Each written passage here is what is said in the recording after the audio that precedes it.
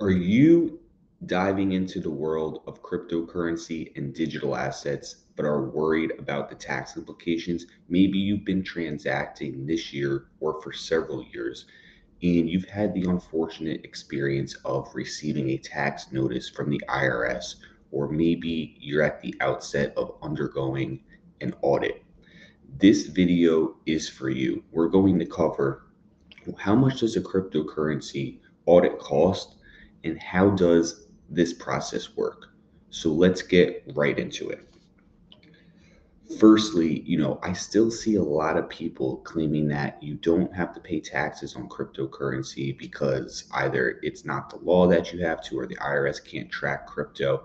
And this can't be further from the truth.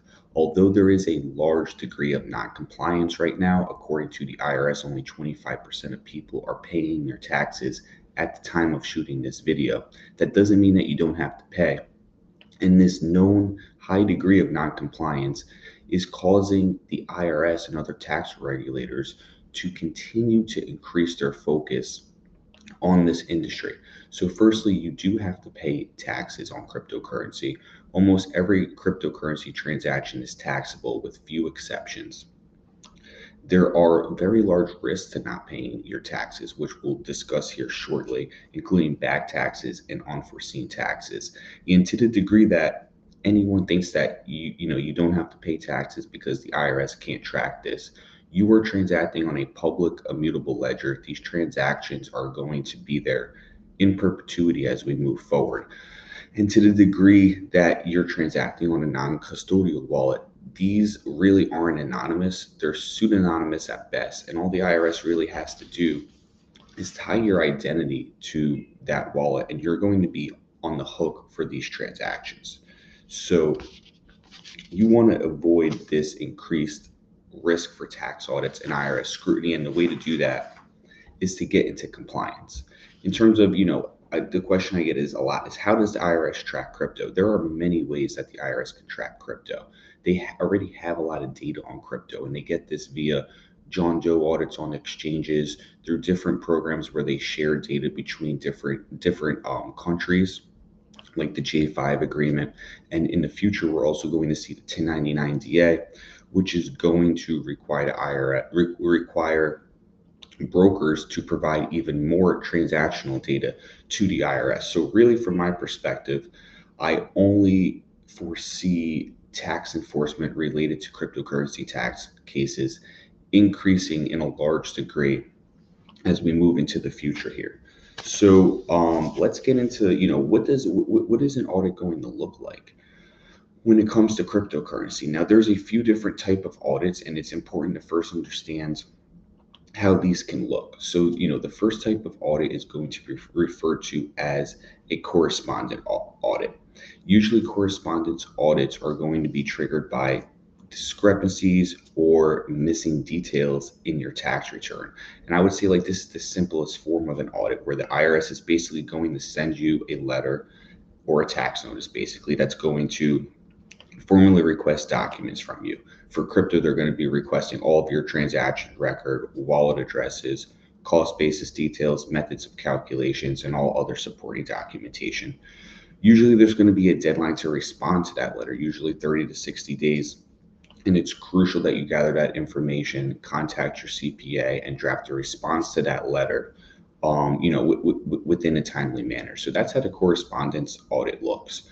The next type of audit is an office audit. So this, starts to get to be even more of a formal process. So a lot of times you'll see this if the correspondence audit is going to raise further questions, then you might have to go in and do an office audit with the IRS. And this actually involves meeting with the IRS in person and going and discussing your crypto transactions with them one-on-one or with your CPA. So in these scenarios, I do recommend working with the CPA, of course, and you need to be prepared to answer questions about your crypto activity, your cost basis calculations, provide any additional documentation, and clarify any discrepancies, and really make sure to do this in the spirit of transparency, honesty, and cooperation throughout that audit process. The last type of audit that you may encounter, I would say, is the most formal and probably the most rare, and that would be a field audit. So a field audit would include an agent actually visiting your home or business to examine your records firsthand. So, this is usually reserved for very extreme situations where there's significant tax fraud or tax evasion expected, but it's much more common to, see the correspondence or the office audits in most scenarios. So when you're going through that audit process, you're going to have to first reach out and contact the CPA and get professional help. They're going to likely have to, if you haven't already, or if you've done so inaccurately, recalculate all of your portfolio calculations for your accounting records related to your cryptocurrency. And then they're going to have to start to deal with the tax notices and deal with the audit process and try to reach a desirable outcome in going through that audit process. Hopefully there's not going to be any tax adjustments if things were filed correctly. So there's a lot of costs that are going to go into this, a lot of costs that are going to be imposed on you as a taxpayer if you do get audited. Number one, you're going to be facing the potential for back taxes plus interest plus penalties. So that can be, if this audit is unsuccessful and there are adjustments in the audit,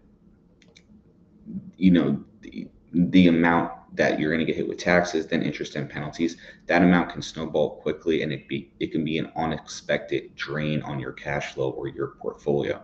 In addition to that, while you're going through this audit, like I said, you're going to need CPAs and lawyers, and that's going to add up to increased accounting and legal fees. And you're going to need to, again, make sure, like, if you're going through this process, work with a CPA that is specialized in cryptocurrency, because the devil really is in the details with all of this. You're also going to need software and tools in order to properly organize and calculate your cost basis and gain or loss for the crypto transactions. So, there's these few costs here where the IRS is going to be potentially imposing costs on you. You're going to have to be paying professionals. You're going to have to be paying software and tools to be able to even, give an accurate response to the IRS. Now, in addition to that, there's indirect costs. First of all, the time and stress. When you even get these tax notices in the mail and you realize you're going under an audit, this can be very taxing, not from a financial perspective, but also from a mental perspective. There could be a potential damage to your reputation if you are getting audited and it comes out to investors or to, business partners or to whomever you're dealing with that you're undergoing these tax issues. That will reflect poorly on you, and it can hurt your professional reputation or your business's reputation as well if your business is getting audited. So, there's going to be factors that it's hard to say exactly how much this audit is going to cost you, because there's many factors. Number one is the type of audit, the complexity of your crypto activity. How frequent are you trading? How many blockchains are you trading across? How complex is the nature of the transactions and protocols that you're in? All of these factors and more are going to impact, how much is your cryptocurrency accounting actually going to cost to get done. And then we need to look at your prior compliance history. Is this extended to just an issue with one tax year, or have you been transacting in crypto off of many years?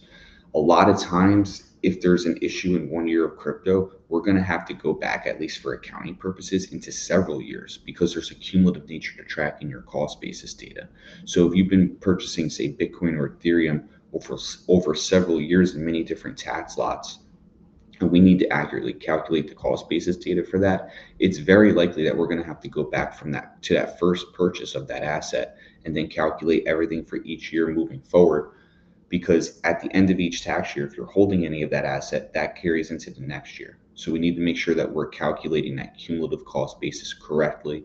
And to do that, we need to ensure that we're choosing the correct accounting methodology and that we're doing our due diligence on the overall accounting and data quality that goes into the actual accounting records. So prior compliance history is going to play a big factor. And then also the severity of the tax discrepancies and what we're actually dealing with in the audit. There's minor errors that they may be addressing, or there could be significant intentional errors of underreporting. And those audits are going to look a lot differently, and that is going to impact your cost. So, a few points I just want to sort of hit on here in terms of like considerations for avoiding an audit. Number one is proper accounting due diligence. This one is huge. At my firm, when we review prior accounting that was either self-managed or is even coming from other less experienced CPA firms, I would say 90+% of the time they're inaccurate and there's material discrepancies. This is something that can easily lead to an audit. There's a lot of due diligence that needs to go into the accounting, so it's out of the scope of this video. One thing I'll leave you with in terms of due diligence that goes overlooked, and like I'm saying can affect multiple years, is that ending cost basis data. At the end of the year, when you calculate your gains or losses, you're also going to calculate the assets that you're holding at the end of the year. For due diligence purposes, this needs to be compared to what you're actually holding on chain at that same time frame.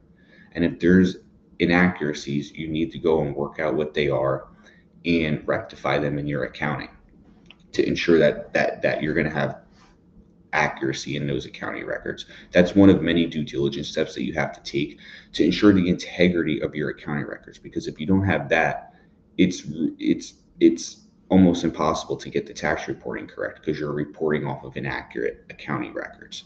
Another big consideration when you're preparing for an audit or just to avoid getting audited is making sure you have proper tax documentation, especially if you're taking tax positions that aren't totally clear based off of the nature of the transaction or protocol you're in. You want to be contemporaneously documenting that position and the reasoning, rationale, and supporting documentation behind it.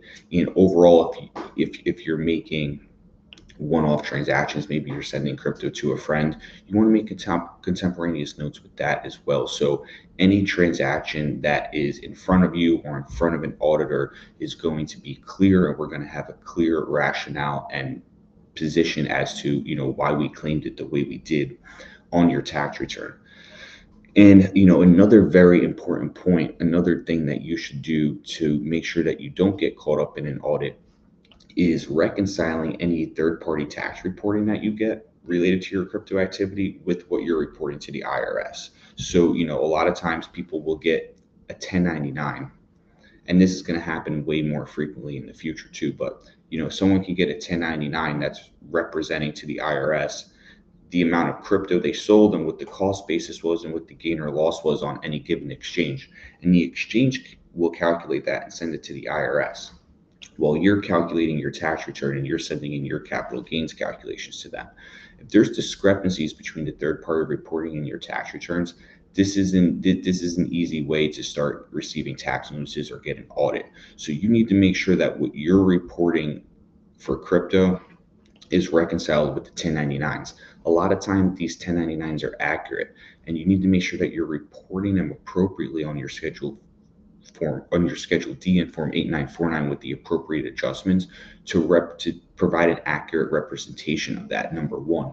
Number two, a lot of times what people will do is they'll report their crypto activity and then they won't report the 1099s, or they'll report the 1099s and then maybe they'll report the crypto activity and double count things. So when you're getting these 1099s, they need to be reconciled. They need to be reported in the correct format with the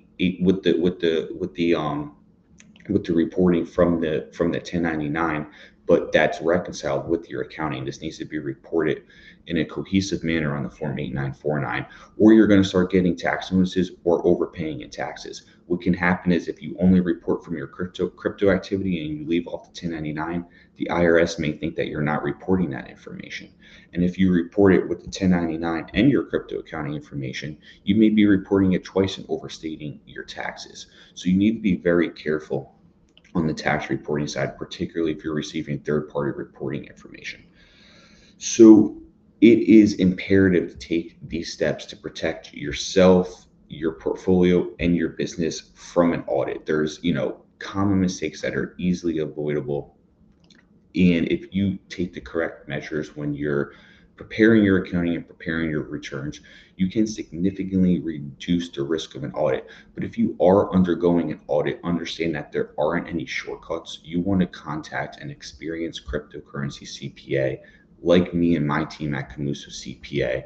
And you need to make the investment of time and capital into making sure that your calculations, your tax filings, and your dealings with the IRS and with these auditors are done correctly to ensure that you get the best outcome possible for yourself. So if you are undergoing an audit, or if you want to avoid an audit and you want to work with my firm to get your accounting up to date, get your taxes handled, deal with any tax notices or audits that you may be experiencing, contact me and my team today at camusocpa.com. I'd be happy to sit down, have a one-on-one conversation with you, and understand the nature of your portfolio, your business, and what your overall tax situation is to see how we can help you out. So I hope you took some value from this video today. Be sure to contact me and my team at camusocpa.com. And until next time, I'm Patrick Camuso, signing off.